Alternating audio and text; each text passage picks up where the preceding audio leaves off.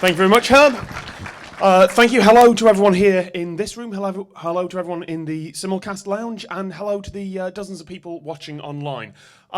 Start your Twitter clients now. This is an event about the future of mobile, so I'm imagining that most of you here have some connection to Twitter, either over a laptop or a phone or the computer you're watching this on.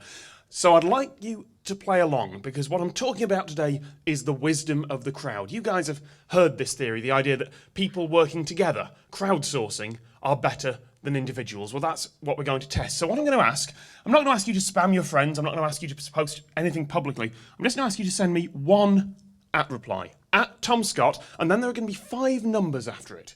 5 numbers, they could be anything, they could be low, don't send it yet, I'll explain in a moment, because those 5 numbers are going to be the answers to 5 questions that I'm going to ask you. So it's going to be @TomScott, put a space after it, and then it's just going to be 5 numbers, each separated by a space. I'll explain why we're doing that in a moment.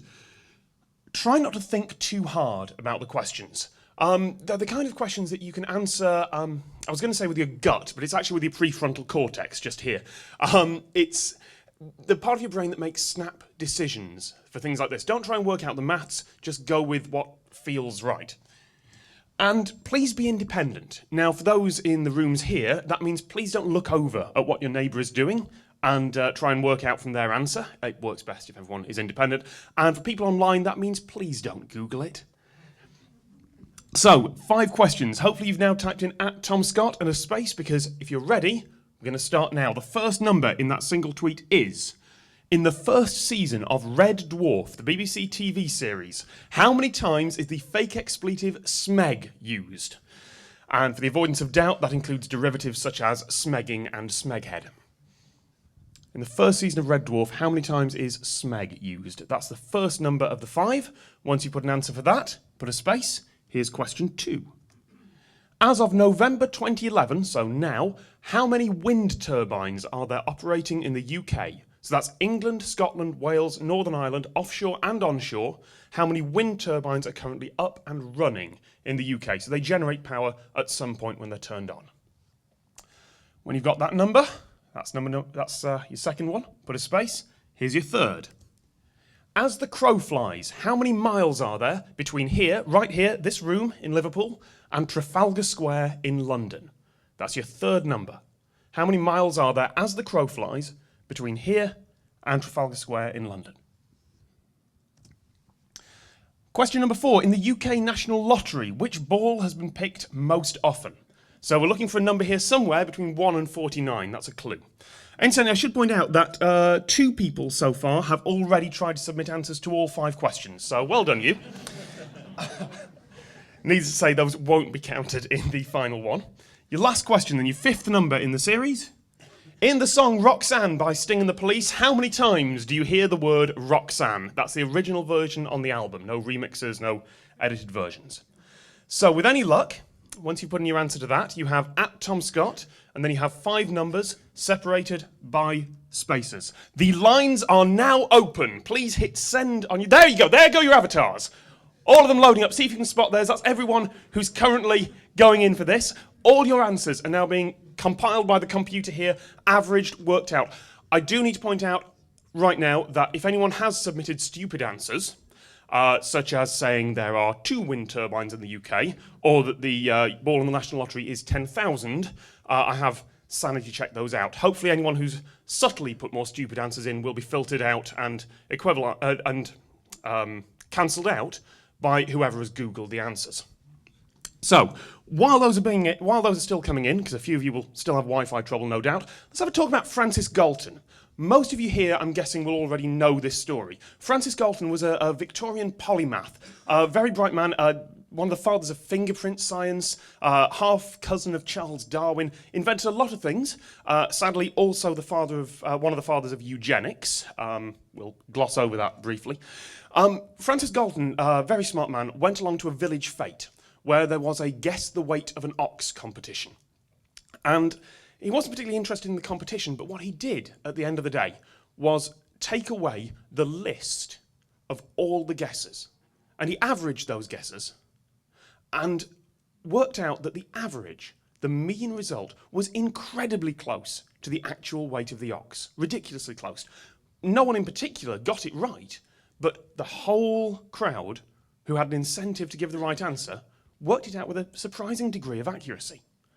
Now, you guys know that story. This demonstration wouldn't be that interesting if that was it. What's interesting is where the crowd isn't wise, where it sometimes fails, where the answers that come in don't always make as much sense. Because when there's this much talk about crowdsourcing on mobile, about getting the opinions of the world, we need to be aware quite how often it doesn't work. So, the lines are now closed. Anyone who's still trying to get them through, well done to the two there who just came in at the last minute. The lines are closed. Oh, well done.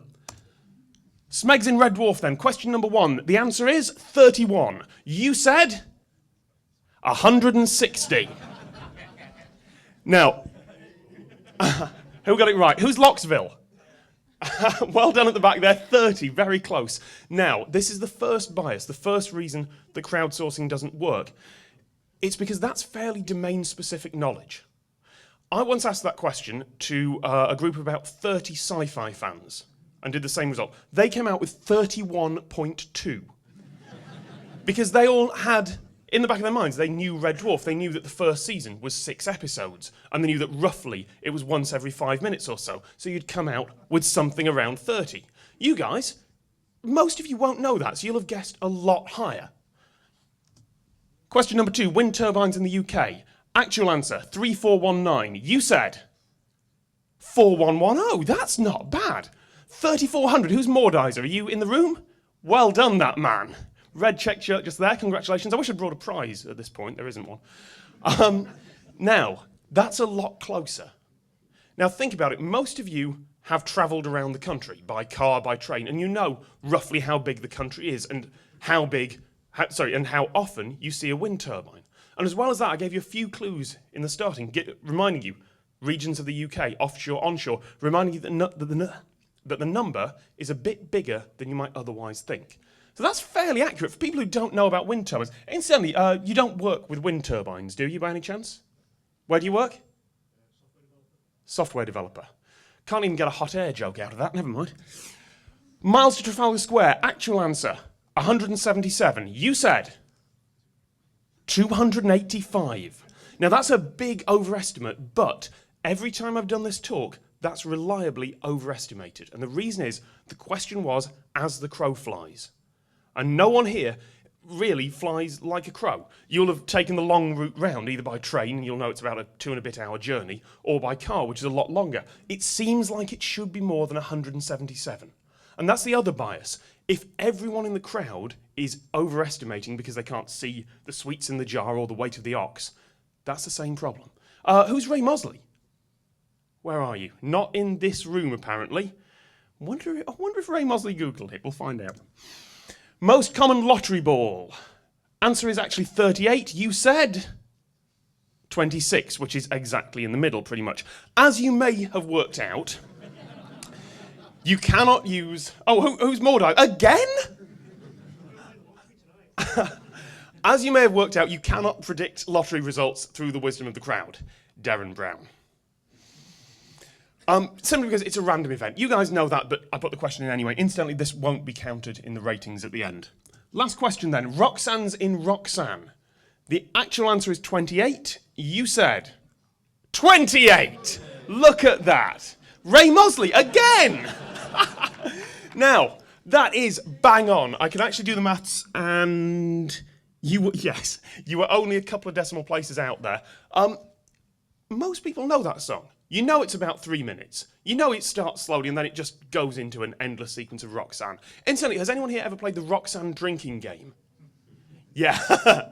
Yeah, you split into 2 groups. One group drinks on Roxanne, the other group drinks on Red Light. It's messy. That's an easy question. For most people here, you'll have the cultural knowledge required to do it, and that is where the crowd tends to be correct. So, I'll leave you with this, which is the rankings. Tony Tickle, where are you? 5th. Luke and Vortex, in the room? Yes, number 4, well done. The Widget, definitely not in the room. I know she's in Dublin somewhere, I think.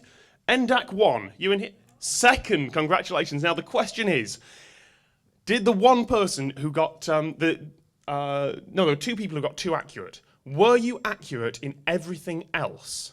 Closely enough to get victory, or did someone online Google it? Kate Go, are you in here? Congratulations. Overall, you were the most accurate out of all four. Round of applause for her, please. So, my point, other than giving you a bit of a warm-up into the second half, which is what I'm really here for, is that the trust you put in the crowd, through Twitter, through Facebook, through whatever, is great if that's what the crowd knows about. But be careful, because they're not infallible by any stretch of the imagination. And going to someone who isn't an expert and replacing them with the world isn't always the right path to take. I'm Tom Scott. Thank you very much. Enjoy the show.